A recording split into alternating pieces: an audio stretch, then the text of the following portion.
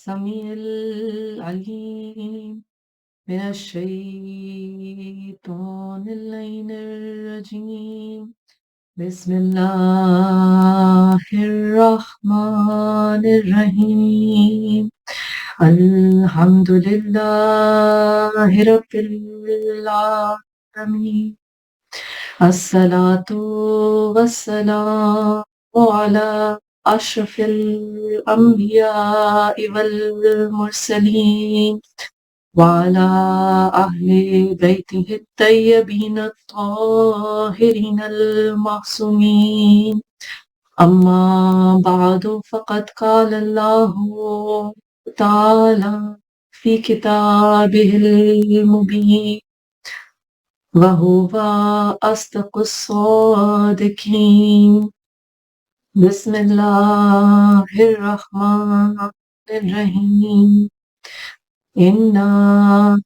أعطيناك الكوثر فصل لربك وانحر إن شانئك هو الأبتر صدق اللہ العلی العظیم۔ عزیزان گرامی، سورہ مبارکہ کوثر قرآن کریم کا مختصر ترین سورہ۔ جب یہ سورہ نازل ہوا تو رسول اللہ صلی اللہ علیہ وآلہ وسلم نے خانہ کعبہ کی دیوار پہ سے آویزاں کروایا اور اعلان کرایا کہ اہل عرب، تم جو اپنے سخن آوری کے فن پہ بہت گھمنڈ رکھتے ہو، چاہو تو اپنے تمام ساتھیوں کو ملا لو اور اس کے مقابلے کی ایک صورت ہی بنا لاؤ، ایک صورت نہیں تو ایک آیت ہی بنا لاؤ، اگر تم نہیں مانتے کہ یہ خدا کا کلام ہے۔ اور پھر کہا مگر تم نہیں کر سکو گے۔ آج تک انسانیت جب سورہ کوثر کا جواب نہ لا سکی تو ساقی کوثر کا جواب کیا دے گی؟ عزیزان گرامی، عظیم سانحہ کربلا سورہ کوثر کی ایک تفسیر ہے۔ اپنے رب کے لیے قربانی دو اور نماز پڑھو، بے شک تمہارا دشمن بے نام و نشان ہوگا۔ اے نبی صلی اللہ علیہ وآلہ وسلم، رسول اللہ صلی اللہ علیہ وآلہ وسلم نے فرمایا حسین منی و انا من الحسین، حسین مجھ سے ہے اور میں حسین سے ہوں۔ سورہ کوثر کی یہ تفسیر جس میں اللہ تعالیٰ نے انتہائی جلال کے ساتھ اپنے محبوب محمد مصطفیٰ صلی اللہ علیہ وآلہ وسلم کو خوشخبری دی کہ انا اعطیناک الکوثر، اے نبی بے شک ہم نے آپ کو کوثر عطا کی۔ عطا کے لفظ ہیں، غور کیجئے، جزا نہیں، عطا ہے جو بے بہا ہو دے دی جائے، جزا ہے جو کسی اجر کے طور پہ دی جائے۔ مزدوری کا اجر جیسے مزدور کی کہا جاتا ہے پسینہ خشک ہونے سے پہلے دی، وہ جزا ہے۔ یہ عطا ہے، کہا ہم نے عطا کی، جس طرح حضرت سلیمان کے بارے میں قرآن نے کہا تھا آپ کو زمین و آسمان کی حکومت عطا کر دی۔ پھر کہا بے شک فصلی لربک وانحر، اپنے رب کی نماز پڑھیں اور قربانی ہے۔ انا شانئک ھو الابتر، بے شک اے نبی صلی اللہ علیہ وآلہ وسلم آپ کا دشمن بے نام و نشان ہوگا۔ وہ کفار مکہ، وہ دشمنان رسول خدا صلی اللہ علیہ وآلہ وسلم جو آپ کو ابتر کہتے تھے، نعوذ باللہ، خاکم بدہم، اللہ تعالیٰ نے ایک جلال کے ساتھ ان کو جواب دیا کہ اے نبی آپ کا دشمن ہی ابتر ہے، آپ کا دشمن ہی بے نام و نشان ہے۔ کربلا کے واقعے میں امام حسین علیہ السلام نے ثابت کر دیا رسول اللہ صلی اللہ علیہ وآلہ وسلم کے لسان مبارک سے جو کلمات نکلے، اور قرآن نے گواہی دی وما ينطق عن الهوى ان هو الا وحی یوحی، بے شک یہ اپنی مرضی سے ایک حرف بھی نہیں کہتے، جو بھی کہتے ہیں بھیجی ہوئی وحی ہے۔ اور وہ مبارک زبان رسول اکرم صلی اللہ علیہ وآلہ وسلم کی گواہی دیتی ہے نہ صرف حسین مجھ سے ہے بلکہ میں حسین سے ہوں۔ تو نبی اکرم صلی اللہ علیہ وآلہ وسلم کے دین کو، آپ کے پیغام توحید کو امام عالی مقام امام حسین علیہ السلام نے کربلا میں جس طرح سے زندہ و جاوید کر دیا، اور بے شک آپ کے دشمن بے نام و نشان ہوئے، وہ لوگ جو معاویہ کو صحیح سمجھتے ہیں، وہ لوگ جو یزید کو بھی شاید جتنا غلط سمجھنا چاہیے، جتنا ملعون سمجھنا چاہیے، جتنا قابل لعنت سمجھنا چاہیے، جتنا قابل نفرت سمجھنا چاہیے، اتنا نہیں سمجھتے۔ غور کیجئے، وہ بھی اپنے بیٹوں کے نام یزید کے نام پر نہیں رکھتے، جبکہ وہ لوگ جو معرفت اہل بیت علیہ السلام سے پوری طرح واقف نہیں، وہ بھی اپنے بچوں کے نام حسن علیہ السلام اور حسین علیہ السلام کے نام پر رکھتے ہیں۔ وہ خیر کثیر جس کا وعدہ اللہ تعالیٰ نے فرمایا، اے نبی اپنے رب کی نماز پڑھیں، قربانی دیں، بے شک آپ کا دشمن بے نام و نشان ہوگا۔ کربلا میں ہم نے دیکھا کیسے صلات قائم کی گئی، 3 دن کے پیاسے ایک عظیم بڑے تعداد میں کئی گنا زیادہ لشکر میں گھرے ہوئے محدود سے وہ لوگ جو نہ اس طرح سے ہتھیاروں سے آویزاں ہیں، نہ ان کے پاس کوئی رسد ہے، حتیٰ کہ پانی نہیں، لیکن نماز میں لمحہ بھر کی تاخیر کوتاہی نہیں، بلکہ ایک رات کی مہلت بھی مانگی جاتی ہے تو عبادت خداوندی کی۔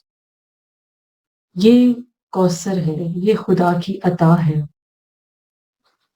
یہی وجہ ہے کہ بی بی فاطمہ زہرا سلام اللہ علیہ نے مدینہ کی عورتیں جب عیادت کے لیے آئیں اور خطبہ فدق میں بار بار اس بات کی وضاحت کی ہے بی بی نے کہ اگر تم اسے اپنا رہنما ہادی مان لیتے جیسے اللہ نے تمہارے لیے چنا، تو تمہیں نہ کوئی تھکن محسوس ہوتی، نہ کوئی تاخیر کا سامنا کرنا پڑتا، اور خوشی خوشی بغیر تھکن کے، بغیر کسی تاخیر کے، سبک رفتاری سے، تیزی سے تم منزل مقصود کی طرف پہنچ جاتے، حوض کوثر سے سیراب ہوتے۔ جب ساقی کوثر کا ساتھ چھوڑ دیا،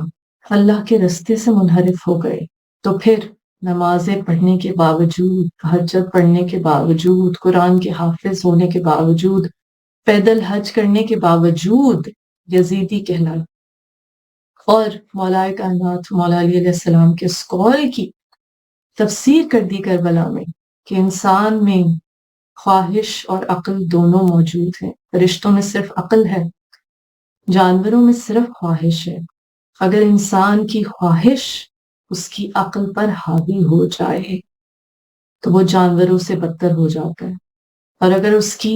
عقل اس کی خواہش پر حاوی رہے تو وہ فرشتوں سے افضل ہو جاتا ہے۔ ہم نے دیکھا کربلا میں وہ انسان تھے جن کی خواہش، چاہے وہ حکومت کی خواہش ہو، دولت کا لالچ ہو، یزید اور ابن زیاد سے واہ شاباشی کا لالچ ہو، وہ خواہش ان کی عقلوں پر حاوی ہو گئی اور وہ جانوروں سے بدتر ہو گئے۔ اور ہم نے وہ جانور دیکھے ذوالجناح کی صورت میں کہ جو آخری سانس تک امام علی مقام علیہ السلام کی حفاظت کے لیے کھڑے رہے، وہ انسان دیکھے جو نورانی نہ بھی تھے، جو خاکی تھے۔ اکثر لوگ تو یہ حجت پیش کرتے ہیں، یہ بہانہ پیش کرتے ہیں کہ ہم اہل بیت علیہ السلام کے رستے پہ کیسے چل سکتے ہیں، وہ تو نورانی ہستے ہیں، اور اس میں کوئی شک نہیں۔ ہمارے بیشتر ائمہ طاہرین علیہ السلام کے اقوال سے ہمیں یہ ملتا ہے، جیسے امام باقر علیہ السلام نے فرمایا ہماری اور اللہ کی نسبت ایسے ہے جیسے سورج اور سورج کی کرنیں۔ امام موسیٰ کاظم علیہ السلام نے فرمایا کہ ہم نور ہیں لیکن ہمیں انسانی شبیہ میں اس لیے بھیجا تاکہ تم ہماری تاب لا سکو، ورنہ جس طرح موسیٰ علیہ السلام اللہ کے نبی نور کی تاب نہ لا سکے۔ تو ہم اکثر یہ لوگوں سے آرگیومنٹ سنتے ہیں کہ تو نورانی ہستیاں معصومین ہے سب سے بڑھ کے۔ اللہ تعالیٰ نے خود کہا ہم نے اہل بیت سے ہر رجس کو دور کر دیا، جب ہر غلطی خطا رجس ان سے دور ہے، اللہ نے ہی دور کر دیا، معصومین ہیں، ان سے غلطی کا کوئی شائبہ نہیں، امکان ہی نہیں۔ تو ہم تو خطا کار ہیں، ہم گناہ گار ہیں، ہم تو خاکی ہیں، ہم تو نوری نہیں ہیں، ہم تو نفس کے غلبے میں آ جاتے ہیں۔ اور جیسے کہ قرآن میں حضرت یوسف علیہ السلام نے کہا وَمَا أُبَرِّئُ نَفْسِي، اللہ میں اپنے نفس کی غلط کا اعلان نہیں کر سکتا، یہ تو ہی ہے کہ مجھے اس سے محفوظ رکھ۔ تو جب لوگ یہ آرگیومنٹ کرتے ہیں تو اس وقت ہمارے سامنے وہ انسان، وہ خاک بندہ خاکی آتے ہیں جو حضرت حر علیہ السلام بن جاتے ہیں، جو حضرت زہیر ابن کین علیہ السلام بن جاتے ہیں، جو حضرت حبیب ابن مظاہر علیہ السلام بن جاتے ہیں، امام حسین علیہ السلام کے وہ ساتھی جنہوں نے بال بچوں کے ہوتے ہوئے، اہل و عیال کے ہوتے ہوئے، جان اور مال کی وہی ایسوسیشن جو عام انسان کو ہوتی ہے، جو نورانی نہیں ہے، جو ایک بندہ خاکی، کس طرح سے انہوں نے موت کو ہنس ہنس کے گلے لگایا، کس طرح سے جان ساری میں ایک سے ایک سبقت لے جانے کی کوشش. تو ہمیں پتہ چلتا ہے کہ مولا کائنات مولا علی علیہ السلام کے اس قول کی تفسیر یہاں سے ملتی ہے کہ جب انسان کی عقل، وہ عقل سلیم جو اللہ تعالیٰ کی فرما برداری میں ہے، جو اللہ تعالیٰ کی اطاعت میں جھکی ہوئی ہے، وہ عقل سلیم جب اس کی خواہشات پہ، دنیاوی محدود فانی سطحی خواہشات پہ غالب آ جائے، تو وہ فرشتوں سے افضل ہو جاتا ہے. اور ہمیں یہ ہستیاں ملی جن کے لیے زیارت عاشورہ میں رہتی دنیا تک، قیامت تک دعا کی جاتی ہے.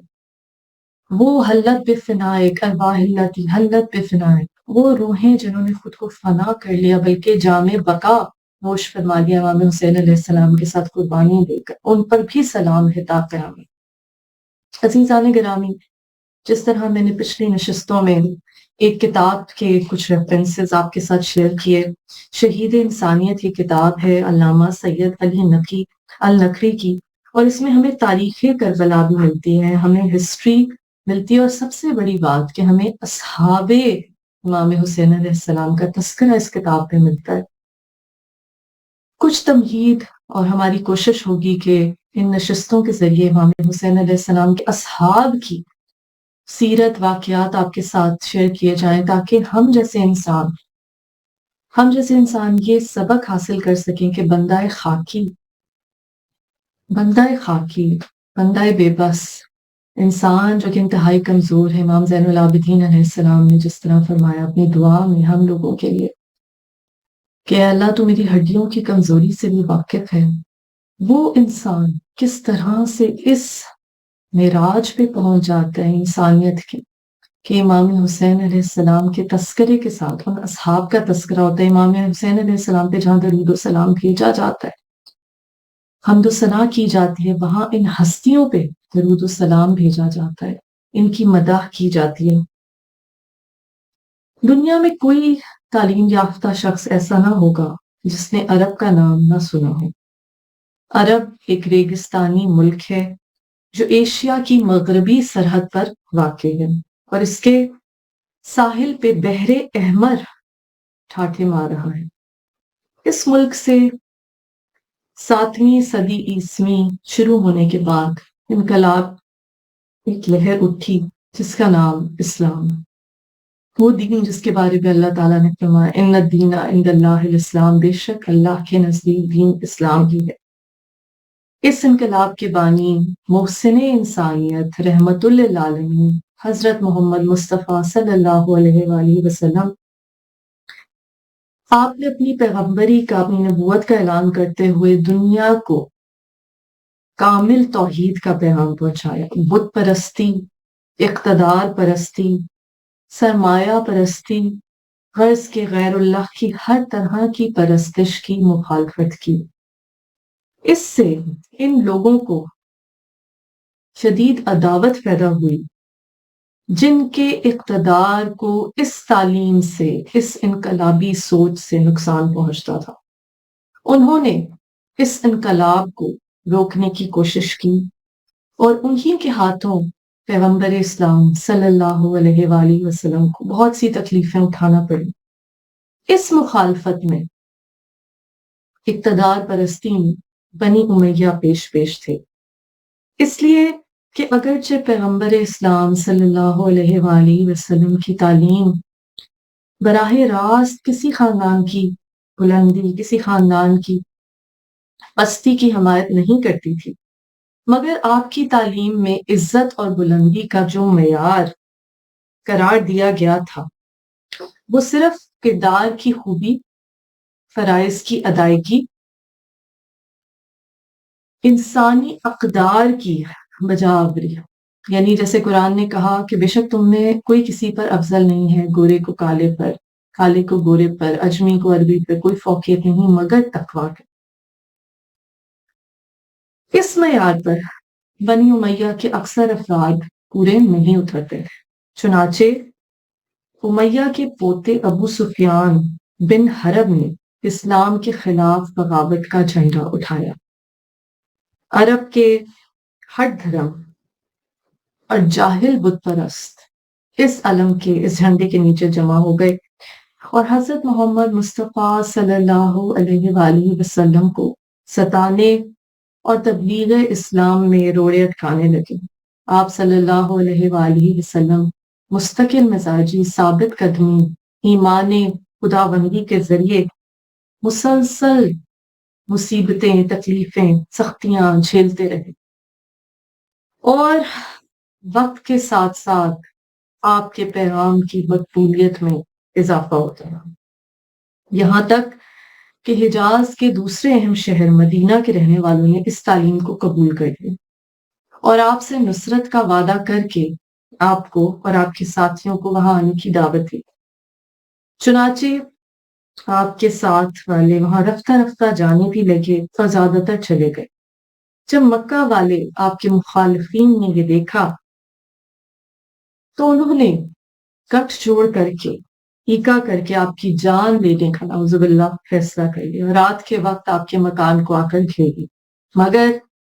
آپ کے وسیع، آپ کے جانشین جنہوں نے دعوت ذل شیرہ میں ہی کم سنی کے عالم میں ہی کہہ دیا تھا کہ نبی میں آپ کا ساتھ دوں گا، مولا کائنات مولا علی علیہ السلام، آپ کے چچا زاد بھائی جن کو آپ نے کہا دنیا اور آخرت میں دی تو میرے بھائی ہو، حضرت علی علیہ السلام کو اپنے بستر پر شب ہجرت لٹا کر خود ان کے حلقہ سے نکل گئے اور مدینہ کی طرف ہجرت کی۔ اس واقعے کو ہجرت کے نام سے یاد کیا جاتا ہے، اس کو شب ہجرت کہا جاتا ہے، جب قرآن نے بھی گواہی دی مولا کائنات مولا علی علیہ السلام کی مداح میں کہ وہ جو اپنے نفس کو خدا کی خوشنودی کے لیے بیچتے ہیں،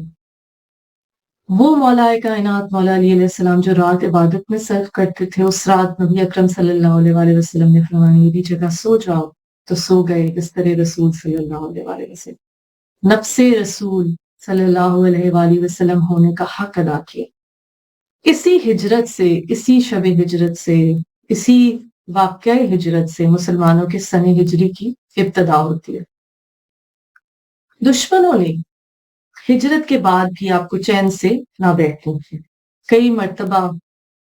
جارحیت کر کے آپ کو قتل کرنے کے نعوذ باللہ ارادے سے آئے، مجبوراً کئی لڑائیاں، کئی جنگیں، کئی غزوات لڑنی پڑی،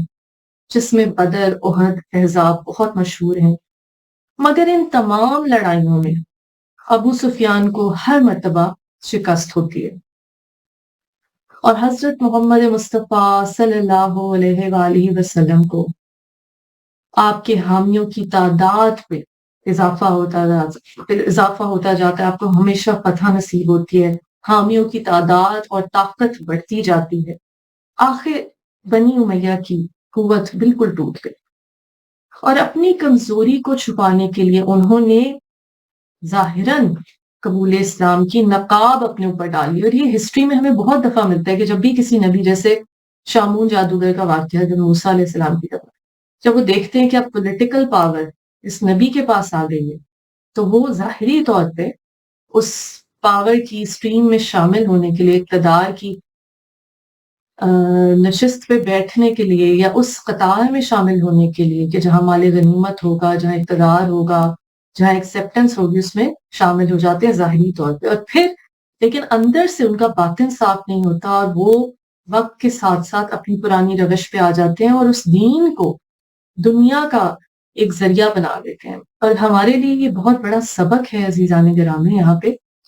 جس طرح امام عالی مقام امام حسین علیہ السلام نے، شہید انسانیت علیہ السلام نے فرمایا کہ بہت سے ایسے ہیں جو دین کو دنیا کے حصول کے لیے استعمال کرتے ہیں اور جب مقصد پورا ہو جاتا ہے تو دین کا لبادہ اتار دیتے ہیں۔ اور یہاں بہت بڑی ایک تنبیہ بھی ہے، حضرت موسیٰ کاظم علیہ السلام کا وہ قول ہے کہ آپ فرماتے ہیں کہ اللہ تعالیٰ نے اپنے نبی حضرت داؤد علیہ السلام کو وحی کی کہ اے داؤد اپنے لوگوں سے کہہ دو کہ وہ اپنے درمیان ایسے لوگوں کو اپنا رہنما، اپنا راہبر، اپنا پیشوا نہ بنائے۔ اللہ تعالیٰ نے وحی کی ایسے لوگوں کو اپنا رہنما نہ بنائے جو دنیا کی محبت رکھتے ہوں، دنیا کی ہوس رکھتے ہوں، کہ یہ رہنما نہیں بلکہ ڈاکو اور راہزن۔ تو بنی امیہ نے بھی جب ان کی پولیٹیکل اور جو طاقت تھی اور ان کا جو ایک اقتدار کے لیے جارحیت تھی، اس کا زور ٹوٹ گیا تو انہوں نے ظاہری طور پہ اسلام قبول کر لیا، مگر موقع کے منتظر رہے کہ جیسے ہی اسلام کی طاقت کچھ کمزور ہو تو اپنے چھنے ہوئے اقتدار کو واپس لانے کا موقع ملے۔ حضرت محمد مصطفیٰ صلی اللہ علیہ وآلہ وسلم کی زندگی میں تو بنی امیہ کی آرزو کے پورے ہونے کا کوئی امکان نہ تھا، مگر تھوڑے عرصے بعد جیسے ہی دنیا سے ظاہری رخصت ہوتی ہے، مسلمانوں کے نظام میں ابتری پیدا ہو گئی۔ سلطنت وقت کے دنیاوی مصالحے نے بنی امیہ کو شام میں حکومت قائم کرنے کا موقع دے دیا، جو شروع میں صرف ایک صوبے یا ایک گورنر، ایک صوبے دار کی حیثیت سے تھی، مگر رفتہ رفتہ اس کے اقتدار اور قوت میں اضافہ ہوتا ہے، یہاں تک کہ آخر میں اس نے خود مختار سلطنت کی حیثیت اختیار کر لی۔ یہ ہسٹری جو ہے، یہ تاریخ جو ہے، یہ سمجھنا ہمارے لیے بہت ضروری ہے کہ آخر 61 ہجری کے نبی اکرم صلی اللہ علیہ وآلہ وسلم کی دنیا سے رخصت کے کچھ ہی عرصے بعد یہ تمام مظالم کس طرح سے اہل بیت علیہ السلام پہ ٹوٹنا شروع ہو جاتے ہیں کہ بی بی فاطمہ زہرا سلام اللہ علیہ یہ کہنے پہ مجبور ہو جاتی ہیں کہ بابا جان کے دنیا سے جانے کے بعد مجھ پہ اتنی مصیبتیں ٹوٹیں کہ اگر دنوں پر پڑتی ہیں تو وہ سیاہ راتوں میں تبدیل ہو جاتی۔ بنی امیہ نے شام پہ اپنا قبضہ جماتے ہی حضرت محمد مصطفیٰ صلی اللہ علیہ وآلہ وسلم کے رائج کردہ طریقوں، اسلام کی پھیلائی ہوئی مساوات کو مٹانا شروع کر دیا، اور آخر میں یہ حالت ہو گئی کہ قرآنی احکامات کی اعلانیہ مخالفت ہونے لگی۔ رسول اللہ صلی اللہ علیہ وآلہ وسلم کے حقیقی جانشین جو اسلامی تہذیب و تمدن کے محافظ تھے، اس کو کس طرح سے برداشت کر سکتے تھے؟ قرآن حکیم میں اللہ تعالیٰ نے کہا یہ دین ہمیشہ قائم رہے گا اور ایک قوم ہمیشہ جہاد کرتی رہے گی حتیٰ کہ قیامت قائم ہو۔ جب مولا کائنات مولا علی ابن ابی طالب علیہ السلام رسول اللہ صلی اللہ علیہ وآلہ وسلم کے چچا زاد بھائی، دنیا اور آخرت میں بھائی، ساقی کوثر، من کنت مولا فہذا علی مولا کے جانشین، جب رسول اللہ صلی اللہ علیہ وآلہ وسلم نے حجت الوداع کے بعد غدیر خم میں ارشاد فرمایا جس جس کا میں مولا اس کے علی مولا، رسول اللہ صلی اللہ علیہ وآلہ وسلم کی آواز پر سب سے پہلے لبیک کہنے والے، شروع سے آخر تک اسلام کی اشاعت میں رسول اللہ صلی اللہ علیہ وآلہ وسلم کے دست و بازو، ید اللہ جنہیں رسول اللہ صلی اللہ علیہ وآلہ وسلم نے کہا، وجہ اللہ کہا، عین اللہ کہا، اللہ کا چہرہ، اللہ کی آنکھ، اللہ کا ہاتھ، اور نفس رسول صلی اللہ علیہ وآلہ وسلم۔ جب آپ کو ظاہری خلافت دی گئی تو حکومت شام سے مقابلہ کرنا پڑا، صفین کی خوریز لڑائی ہوئی، مگر ابھی حضرت علی علیہ السلام کا ارادہ اور کام مکمل نہیں ہوا تھا کہ مسجد کوفہ میں حالت سجدہ میں حضرت علی علیہ السلام کے سر پر تلوار کی ضربت لگائی، جس سے آپ نے شہادت پائی اور فرمایا کہ اللہ کی قسم، رب کعبہ کی قسم، میں کامیاب ہو گیا۔ حضرت علی علیہ السلام کے بعد آپ کے بڑے فرزند امام حسن علیہ السلام نے کچھ شرائط کا پابند کرنے کے بعد حکومت شام سے معاہدہ کیا، مگر حکومت شام نے ان شرائط کی پابندی نہیں کی اور خفیہ طور پہ زہر دلوا کر امام حسن علیہ السلام کی زندگی شہادت پہ ختم کر دی گئی۔ آپ کے جنازے پہ تیر برسائے گئے، مسجد نبوی میں رسول اللہ صلی اللہ علیہ وآلہ وسلم کے پہلو میں دفن نہیں کرنے دیا گیا۔ اب پیغمبر اسلام صلی اللہ علیہ وآلہ وسلم کے خاندان میں اصول حفاظت کے تحفظ کی پوری ذمہ داری امام حسین علیہ السلام پہ۔ اب مباہلے کے اس میدان کا ذرا تصور کیجئے کہ جب اللہ تعالیٰ نے قرآن میں بھی اعلان کیا فَقُلْ تَعَالُوا نَدْعُوا أَبْنَاءَنَا وَأَبْنَاءَكُمْ، کہ تم اپنے بیٹوں کو لاؤ، ہم اپنے بیٹوں کو لاتے ہیں۔ عیسائی نجران کے عیسائی راہبوں سے جب مقابلہ تھا اور کہا کہ تم اپنی عورتوں کو لاؤ، ہم اپنی عورتوں کو لاتے ہیں، تم اپنے نفوس کو لاؤ، ہم اپنے نفسوں کو لاتے ہیں، اور پھر جھوٹوں پر خدا کی لعنت ہو۔ وہ نجران کے راہب عیسائی سامنے سے ہٹ گئے کہ ہم وہ چہرے دیکھ رہے ہیں کہ اگر یہ پہاڑوں کو اشارہ کریں تو اپنی جگہ سے سرک جائیں، لیکن وہ بے فیض بے معرفت مسلمان نہ پہچان پائے کہ اب باغ نبوت کا یہ آخری پھول امام حسین علیہ السلام اس کو بھی کچلنے کے در پہ ہو گئے۔ حکومت شام کے تخت پر ابو سفیان کا پوتا معاویہ کا بیٹا یزید بیٹھا، شراب خور، بد کردار اور ایسے اخلاقی جرائم کا مرتکب جن کا تذکرہ بھی تہذیب اور شائستگی کے خلاف ہے۔ اس کے باوجود اتنے عموی اقتدار کی ہیبت کی وجہ سے، طاقت کی وجہ سے عوام کو ہمت نہ تھی کہ وہ احتجاج کر سکیں۔ حکومت کے ظلم و ستم سے اتنا ڈر چکے تھے کہ خوف خدا کا احساس باقی نہ رہا۔ مگر یزید جانتا تھا کہ حجاز کے ملک میں، شہر مدینہ کے محلہ بنی ہاشم میں ایک انسان ہے جو مجھ سے نہیں ڈرتا، صرف اللہ سے ڈرتا ہے، اور وہ اصول اسلام کا حقیقی محافظ نواسہ رسول صلی اللہ علیہ وآلہ وسلم امام حسین علیہ السلام۔ وہ خاموش سہی، مگر کیا معلوم کس دن دنیا کی آنکھوں سے غفلت کے پردے ہٹ جائیں اور وہ سچائی کی طرف کھنچ جائے۔ اس بنا پر یزید ملعون کو یہ فکر لاحق ہوئی کہ کسی نہ کسی طرح امام حسین علیہ السلام سے بیعت حاصل کر لے۔ چنانچہ اس نے مدینہ کے حاکم ولید بن عتبہ بن ابی سفیان کو حکم بھیجا کہ حسین علیہ السلام سے بیعت طلب کرو، اور اس معاملے میں کسی مراعات سے کام نہ لو، کسی سہولت سے کام نہ لو، کسی نرمی سے کام نہ لو۔ امام حسین علیہ السلام نے اس پیغام کے معنی بخوبی سمجھ لیے۔ اصولاً آپ کے لیے یزید کی بیعت کرنا ناممکن تھا۔ جس طرح ہم نے پچھلی نشست میں بھی بات کی کہ اگر رسول کسی اور کو رسول مان لے، اگر امام کسی اور کو امام مان لے، اگر وسیع رسول کسی اور کو وسیع رسول مان لے، تو پھر عقیدے کا خون ہو جاتا ہے، عقیدے کا قتل ہو جاتا ہے۔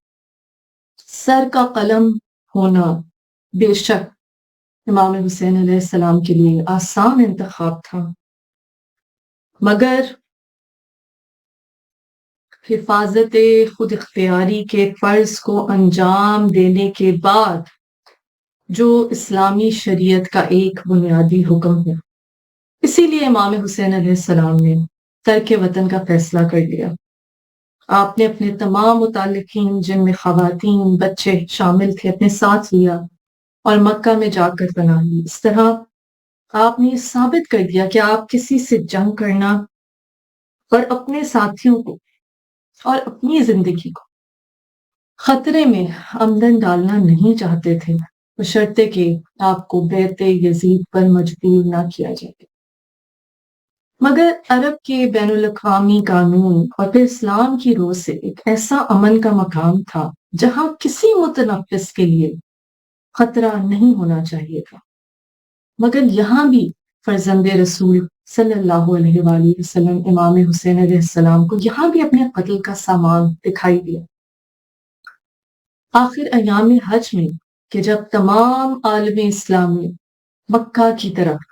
کھچا چلا آ رہا تھا، تو امام حسین علیہ السلام کو حج کو عمرے میں تبدیل کر کے مکہ سے رخصت ہونا پڑا، کیونکہ حاجیوں کے لباس میں لوگ آپ کے قتل کے لیے ہتھیار چھپائے ہوئے موجود تھے۔ آپ علیہ السلام کوفہ کی طرف روانہ ہوئے، جہاں کے لوگ آپ کو اصرار کے ساتھ بار بار بلا رہے تھے اور آپ سے مذہبی رہنمائی کے طالب تھے۔ آپ نے اپنے چچا زاد بھائی حضرت مسلم بن عقیل علیہ السلام کو وہاں کے حالات کا مشاہدہ کرنے کے لیے بھیج دیا تھا، مگر اس دوران کوفہ کی حالت دگرگوں ہو گئی۔ وہاں سنگ دل حاکم عبید اللہ ابن زیاد کا اقتدار قائم کر دیا گیا۔ حضرت مسلم بن عقیل علیہ السلام بے دردی سے شہید کر ڈالے گئے، آپ کے دونوں فرزند بے دردی سے شہید کر ڈالے گئے۔ اس کے بعد امام حسین علیہ السلام کے لیے کوفہ جانے کا बज़ाहिर कोई मौका ना था, मगर मक्का और मदीना वापस जाने का भी इम्कान न था। उधर कूफा से आपको गिरफ्तार करने के लिए फौज भेज दी गई, जिसने आपको आगे बढ़ने या वापस जाने से रोका। मजबूरन आप करबला की सरजमीन पे उतरे और वहां पड़ाव डाला। दूसरे ही दिन यजीद का लश्कर मैदान करबला में आना शुरू हो गया, हजारों का लश्कर। कई रवायात में है 30,000 का लश्कर। तमाम रास्ते बंद कर दिए गए। इमाम हुसैन अलैहिस्सलाम को घेर कर यजीद मलून की बैत पर इसरार किया जाने लगा। इमाम हुसैन अलैहिस्सलाम के साथ आपके 17 अजीज, चंद गुलाम, 100-150 के करीब वो खास दोस्त थे जो कूफा या बाद दूसरे मकामात से बावजूद रास्तों के बंद होने के किसी न किसी तरह आप तक पहुंच सके थे। 7वीं मुहर्रम से आप अलैहिस्सलाम और आपके तमाम साथियों, यहाँ तक के छोटे बच्चों पर पानी बंद कर दिया गया। मगर चूंकि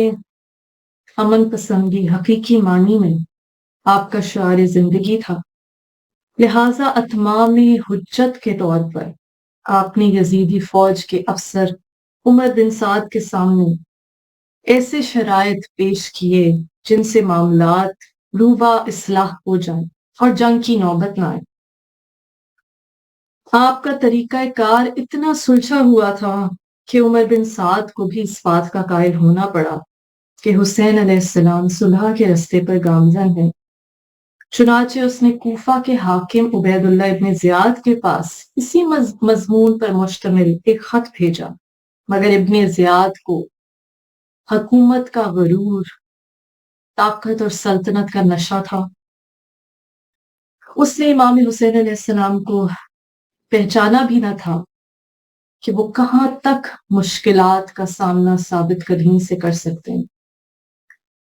बीबी खदीजा अलैहिस्सलाम हजरत अबू तालिब अलैहिस्सलाम की शेबे अबी तालिब में जिस तरह से 3 साल तक मसाइब के सामने साबित कदमी हमारे सामने रसूलुल्लाह सल्लल्लाहु अलैहि वसल्लम, मौलाए कायनात मौला अली अलैहिस्सलाम, बीबी फातिमा ज़हरा सलामुल्लाह अलैहा, इमाम हसन अली मकाम अलैहिस्सलाम की साबित कदमी हमारे सामने कि हक सच पर कोई समझौता नहीं। हाँ, इंसानी जानों के तहफ़्फ़ुज़ के लिए, हाँ, अमन के लिए सब्र और ज़ब्त कमाल बेइंतहा है, लेकिन अपने नफ्स के लिए, अपनी ज़ात के लिए ना जंग की इब्तिदा है, ना कोई दुश्मनी है, ना मुखालफत है।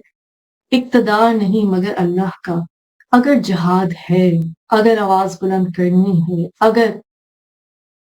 मुदाफ़ियत करनी है, अगर हथियार बुलंद करने हैं, तो सिर्फ जुल्म को रोकने के लिए। इसने आपकी इब्न ज़ियाद ने आपकी सुलह पसंदी को कमजोरी और आजिज़ी नाउज़ुबिल्लाह का नतीजा ख्याल करते हुए उमर बिन साद को लिख भेजा कि हुसैन अलैहिस्सलाम गैर मशरूत तरीके पर अतात कर लें जब ही उनकी जान बच सकती है, जबकि गैरतमंद, फर्ज शनास, तौहीद के लिए अलम बुलंद करने वाले हुसैन मिन्नी व अना मिनल हुसैन रसूलुल्लाह सल्लल्लाहु अलैहि वसल्लम के इस कौल कि हुसैन मुझसे है और मैं हुसैन से हूँ कि अलम बरदार की तफसीर की तशरीह सही मानों में तर्जुमान इमाम हुसैन अलैहिस्सलाम के लिए मुमकिन नहीं था। ख्वाजा मोइनुद्दीन चिश्ती अजमेरी रहमतुल्लाह अलैह ने क्या खूब कहा, शाह अस्त हुसैन, बादशाह अस्त हुसैन, दीन अस्त हुसैन, दीन पनाह अस्त हुसैन, सरदार नदार दस्त दर दस्त यजीद, हक्का के बिना इला इला अस्त हुसैन। इमाम हुसैन अलैहिस्सलाम पूरा का पूरा दीन है। इमाम हुसैन अलैहिस्सलाम शाह हैं, बादशाह हैं, तमाम जहान तमाम आलमीन के लिए। जिस तरह रसूलुल्लाह सल्लल्लाहु अलैहि वसल्लम के बारे में अल्लाह ताला ने कहा وما ارسلناک الا رحمۃ للعالمین، نہیں بھیجا آپ کو مگر عالمین کے لیے رحمت بنا کر۔ اسی طرح حسین منی و انا من الحسین کے رسول اللہ صلی اللہ علیہ وآلہ وسلم کے مبارک قول کے مطابق حسین مجھ سے ہے اور میں حسین سے ہوں۔ تمام عالمین کی رحمت، تمام عالمین کی بادشاہت، تمام عالمین کی شہنشاہیت امام حسین علی مقام علیہ السلام کے پاس۔ دین پناہ است حسین، دین کو بچانے والے امام حسین علیہ السلام ہے۔ سردار نہ داد دست در دست یزید، اپنا سر دے دیا مگر یزید کے ہاتھ پر بیعت کا ہاتھ نہ رکھا۔ حقا کے بنا لا الہ است حسین، لا الہ الا اللہ کی بنیاد امام حسین علیہ السلام۔ میرے عظیم امام نے کس طرح کربلا کی ریت پر اپنے خون سے لا الہ الا اللہ کا کلمہ لکھ دیا، اور وہ شریکت الحسین، وہ عظیم بی بی مجلس حسین کی بانی، جو پہلے ہی اپنے دونوں بیٹوں اونو محمد علیہ السلام کو بھائی پر قربان کر چکی، اپنے گود کے پالے شبیہ محمد مصطفیٰ صلی اللہ علیہ وآلہ وسلم شہزادہ علی اکبر علیہ السلام کو قربان کر چکی۔ شہزادہ علی اکبر علیہ السلام شبیہ محمد مصطفیٰ صلی اللہ علیہ وآلہ وسلم۔ امام حسین علیہ السلام فرماتے ہیں ماں، جب شہزادہ علی اکبر علیہ السلام کے قاتل کو کہ ہے تو نے میرے نانا کی شبیہ کو مٹا دیا، وہ بی بی، وہ گواہ شہادت امام حسین علیہ السلام کس طرح سے گواہ بنتی ہیں اس شہادت کی، کس طرح سے گواہ بنتی ہیں حق اور باطل کے اس معرکے کی۔ بی بی کی عظمت دیکھیے، یہ مجالس، یہ ذکر امام حسین علیہ السلام، یہ عزاداری اس بی بی کی سیرت ہے، اس بی بی کی روایت ہے جسے ہم نے قائم کرنا ہے، اپنی آنے والی نسلوں میں جاری و ساری رکھنا ہے۔ اور رسول اللہ صلی اللہ علیہ وآلہ وسلم کے اس قول کے مطابق کہ آپ کا قول تو برحق ہے، آپ کی زبان مبارک وہ ہے کہ جس سے توحید کا پیغام ملا۔ رسول اللہ صلی اللہ علیہ وآلہ وسلم نے فرمایا اِنَّ لِقَتْلِ الْحُسَيْنِ حَرَارَةً فِي قُلُوبِ الْمُؤْمِنِينَ لَا تَبَرَّدْ أَبَدًا، قتل حسین سے مومنوں کے دلوں میں ایسی حرارت، ایسی گرمی پیدا ہوگی جو تا قیامت ٹھنڈی نہیں ہوگی۔ عزیزان گرامی، اب یہ ہم پہ منحصر ہے، اس حرارت کو محسوس کریں، اس کی تپش کو قائم و دائم رکھیں، اور خود اور آنے والی نسلوں کو مومنین میں سے شامل کر لیں، یا پھر اس ذکر سے جدا ہو جائیں، اس کو فراموش کر دیں نعوذ باللہ، اور پھر یہ زندگی طاغوت کی، شیاطین کی ہمراہی میں ان کے رستے پہ گزار دیں اور صراط مستقیم سے جدا ہو جائیں، ہرگز نہیں۔ یا اللہ، یہ دعا ہے کہ بی بی زینب عالیہ علیہ السلام کی وہ عظیم قربانی، اور صرف قربانی نہیں، جس کی سورہ کوثر کی جو ظاہری ہر لحاظ سے تفسیر ہے، نبی اپنے رب کے لیے نماز قائم کرے، قربانی دے، آپ کا دشمن بے نام و نشان ہوگا۔ بی بی زینب عالیہ علیہ السلام نے صرف صعوبتیں برداشت نہیں کی، صرف مصائب ہی برداشت نہیں کیا، آپ نے جس طرح سے جہاد کیا، جس طرح سے اپنے نام کا حق ادا کر دیا۔ زینب کا مطلب اپنے بابا جان کی زینت، مولا کائنات مولا علی علیہ السلام کی زینت، خطیب منبر سلونی کی زینت، وہ جن کے بارے میں رسول اللہ صلی اللہ علیہ وآلہ وسلم نے فرمایا میں علم کا شہر ہوں، علی اس کا دروازہ ہے۔ اور وہ بی بی کہ جب کوفہ و شام کے بازاروں اور درباروں میں بی بی کلمہ حق بلند کرتی ہیں تو اس جلال کے ساتھ، اس ہیبت مولا کائنات مولا علی علیہ السلام کے ساتھ کہ اونٹوں کے گلے میں پڑی ہوئی گھنٹیاں خاموش ہو جاتی ہیں، وہ مقام کہ جس وقت کوئی بھی ذی ہوش، حتیٰ کہ وہ صحابی، وہ لوگ جو جانتے تھے، ایک معمار جو دارالعمارہ کی مرمت پر فائز تھا، جساس کو کہتے ہیں کہ میں نے دیکھا شور اٹھا، ایک قرآن برپا ہے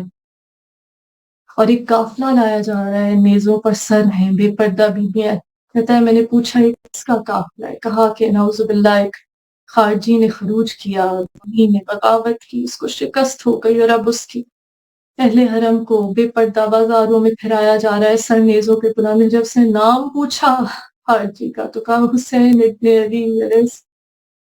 کہتا ہے اس نے اتنی زور زور سے ماتم کیا کہ قریب تھا کہ اس کی آنکھیں ضائع ہو جائیں، اتنی زور زور سے سر پیٹا۔ ایسے مقام پہ جب بھائی حسین ابن علی علیہ السلام کا سر نیزے پہ بلند، جب عباس علمدار علیہ السلام جیسے غیور بھائی شانے کٹا کے اس کا سر نیزے پہ بلند ہے، جب شہزادہ علی اکبر علیہ السلام بی بی کے گود کے پالے کا سر نیزے پہ بلند، جب اپنے بیٹوں انو محمد علیہ السلام جنہیں بھائی پہ قربان کیا ان کے سر نیزوں پر بلند ہے، حتیٰ کہ معصوم ننھے 6 ماہ شہزادہ علی اصغر علیہ السلام جس کی قبر امام حسین علیہ السلام نے اپنے ہاتھوں سے بنائی تھی، اس کو بھی قبر سے نکال کے اس کا سر قلم کر کے نیزے پہ بلند کیا۔ اس وقت میری بی بی کا حوصلہ دیکھیے، سچ کی سر بلندی کے لیے، کلمہ حق بلند کرنے کے لیے ان درباروں ان بازاروں میں میری بی بی نے کس طرح سے مجلس حسین قائم، کس طرح سے لوگوں کو حق اور باطل کی تمیز سکھائی، بتلائی، اعلان کر دیا کہ کس لیے یہ شہید اپنی زندگیوں کو، اپنی جانوں کو اللہ کی راہ میں قربان کر بیٹھے اور نیزوں پر سر بلند۔ یا اللہ، دعا گو ہے کہ ہمارے دلوں میں حرارت غم حسین علیہ السلام تا قیامت قائم رہے، ہماری آنے والی نسلوں میں یہ غم حسین علیہ السلام، عزاداری حسین علیہ السلام جاری و ساری رہے۔ یا اللہ، جو بیمار ہیں، بیمار کربلا کے صدقے میں، امام سجاد علیہ السلام کی مصیبت کے صدقے میں انہیں شفائے کلی عطا فرما۔ جو بے گناہ قید ہیں، بی بی سکینہ علیہ السلام کی زندان کی قید کا واسطہ جہاں سے روح پرواز کر گئی، بی بی کو رہائی نہیں ملی، واپس مدینہ نہیں جا سکی، باپ کے سینے پہ سونے والے اس بی بی کا واسطہ جو دلی حاجات دل میں، انہیں اپنی بارگاہ میں قبول و منظور فرما، بے گناہ قیدیوں کو جلد رہائی کی نوید ہو۔ یا اللہ، جو طالب علم کا حصول کرے انہیں دینی و دنیاوی علم کامیابی و کامرانی عطا فرما۔ جو لوگ بے اولاد ہیں، شہزادہ علی اصغر علیہ السلام کا واسطہ، شہزادہ علی اکبر علیہ السلام کا واسطہ، انہیں وہ اولاد دے جو نیک اور صالح ہوں، غم حسین علیہ السلام کو برپا کرنے والی ہوں، آنے والی نسلوں تک ذکر حسین علیہ السلام کو قائم کرنے والی۔ یا اللہ، ہمیں کوئی غم نہ دے سوائے غم حسین کے، شبیر کا غم بانٹ رہا ہے تو ادھر دے۔ لعنت اللہ علی قوم الظالمین۔ اللہم صلی علی محمد وعلی محمد وعجل فرج۔